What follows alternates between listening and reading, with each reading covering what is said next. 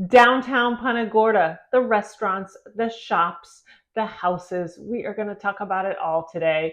Yo, I'm Adrienne, longtime Florida realtor, and I'm here to help you get your Florida life.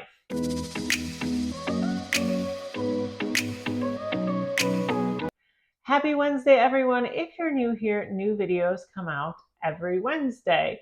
I do like to throw in some surprises throughout the week, so if you're interested, please subscribe. Today I'm going to talk all about downtown Punta Gorda. We'll talk about restaurants and shopping. We'll talk about the houses.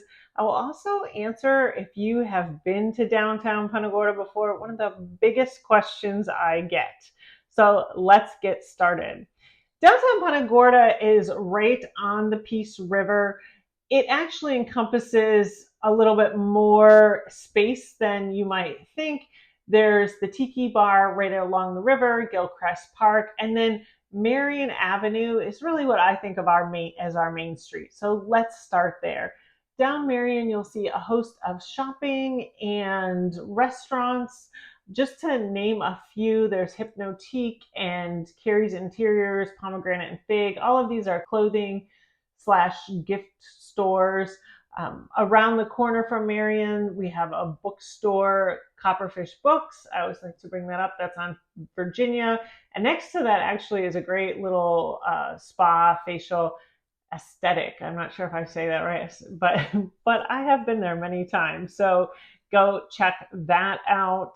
When you go down Marion, you'll also see a ton of restaurants. We have Italia, FM Don's. I can't go through them all. There's so many. Probably our most fine dining restaurants in town are the Perfect Caper and Carmelo's. So if you're looking for something special, I always recommend those two restaurants. You generally need a reservation in both, but they are both well worth it. Another thing you need to know about our downtown is the parking is all free. All the parking on the street is free, and there is a big parking garage you'll see downtown. It's all free, so don't hesitate to park in the garage. One of the things that's great about downtown Punta Gorda is you always feel like going. If you're in a big city and it's a big hassle to get downtown, sometimes you think, oh, is it even worth going out? Or maybe that's just me. But anyway, when they make it easy, I always think, well, if I'm not having a good time, I can turn around and go home. So lots of good stuff downtown. As I'm saying this, I'm thinking of other restaurants I should mention. Leroy's is good for like Cajun fare.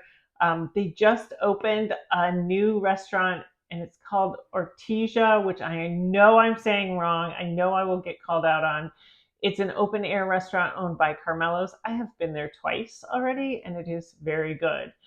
Now let's move on to the parks around downtown. We have Gilchrist Park and Lashley Park. Both are on the river. They're beautiful parks. A lot of cities along the water, you see the water and then you have big commercial buildings or you have condos all for the multi-millionaires.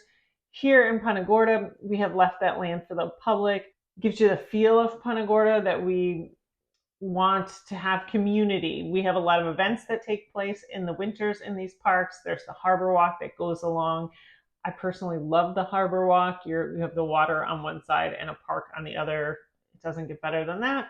Plus, we have great weather, so you can use it all year long. Sometimes when I tell this story, people bring up Chicago, and it's like, oh, Chicago, you have the lake, and then you have, and I think, yeah, but in Chicago in February, I'm not going outside. Sorry, Chicagoans. Beautiful city, but only in the summer for me. Here you can walk along the water all year round because even in the summer you have the water there, so it stays a little cooler. Now I'm going to get to one of the biggest questions I get asked about downtown, and that's on the north side of Marion. What is that big empty lot? That is City Marketplace. Back in when I was growing up, before 2004, the 80s, 90s, there was a Publix there with a shopping plaza, Eckert's Drugs. It's where we did our grocery shopping. In 2004, it was taken out by the hurricane. I can tell you before Hurricane Charlie hit, a lot of people were very sick of that shopping plaza. It may have needed some serious renovations and they were always arguing over what to do with it. And then Hurricane Charlie made the decision. So now it's a big empty plot of land. It has a no trespassing sign on it. You're not supposed to park on it. So the big questions I get is, what are they doing with it? And why can't we park on it? It's independently owned. It's owned by somebody. So therefore, they don't want people parking on it, so you can't park on it. I assume they don't want people parking on it for liability reasons. They are not friends of mine, or I don't know them, so I can't say for sure.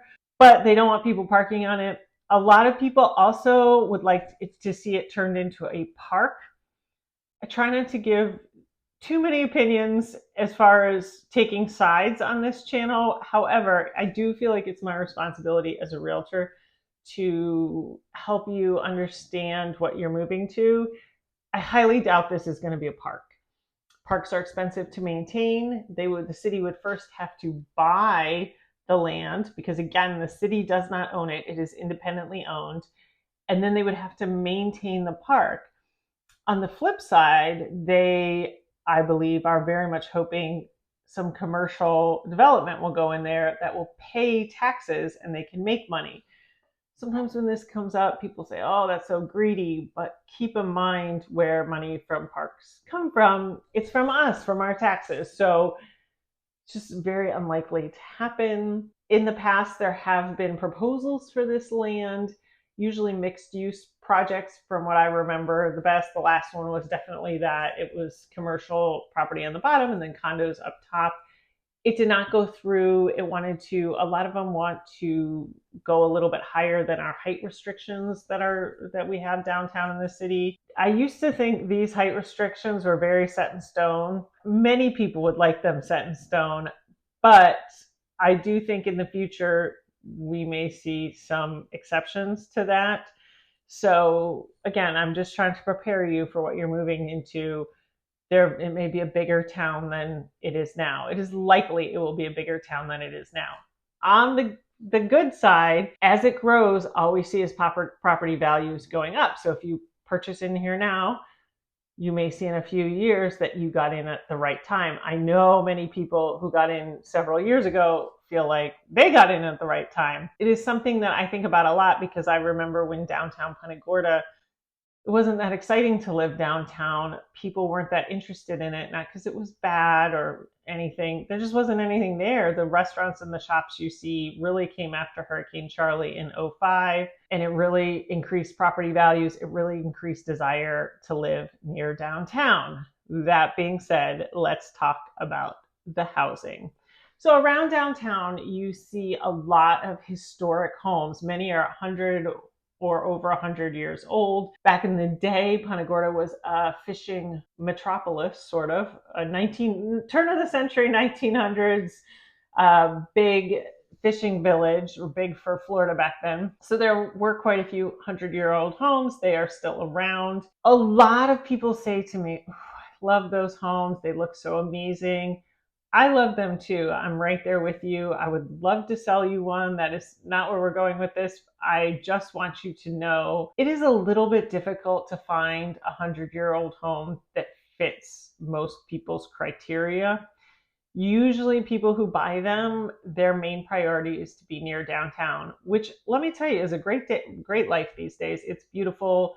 There's a lot going on. I mean, I very much get it, but I have been in some of those homes that have 3 bedrooms and 1 bath, and that 1 bath is a toilet, a pedestal sink, and a tiny shower. That's it for the whole home. Yes, you may be able to renovate, but again, the floor plans are very different than you imagine, so you have to be ready for that. Tearing them down, many of them are on the historic registry, and it is very difficult to tear them down. People don't want them torn down, so just be prepared if that's something that you want to get involved in. It's a little bit more of a project than you might think. That being said, there are vacant lots.